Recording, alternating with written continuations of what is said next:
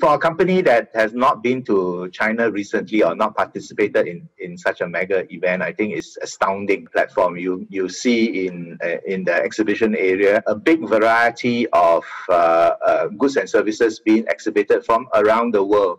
I think it showcased that first of all, the whole world is interested in China as a market. Secondly, is that you get visited by many buyers from all across China. It's just not Shanghai alone, but not just the province, but all over China. The economic impact of the COVID-19 will be a long-lasting one. IMF said the global economy will take much longer to recover fully and stressed the danger of protectionism going forward.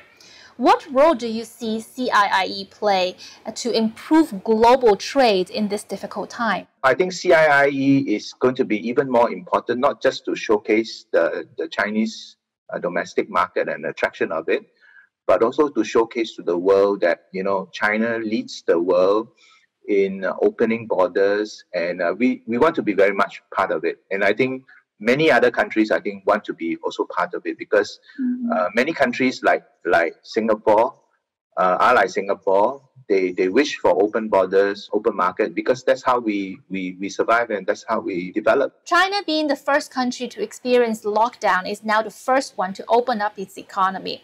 There is some sense of normality now over there.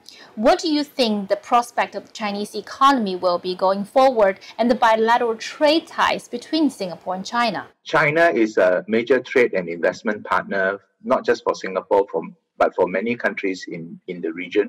I think for a long time, it will remain to be the case. I think in spite of COVID-19, the sense that I have is that your country remains stable. And I think you are prepared also. You have a lot of resources. You are prepared to do a stimulus of your economy if this is necessary.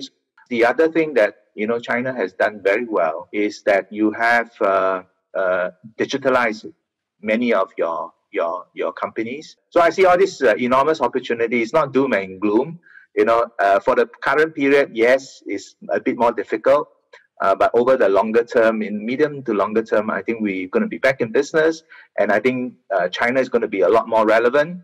The relationship between Singapore and China, we start celebrating 30 years, will be even more relevant.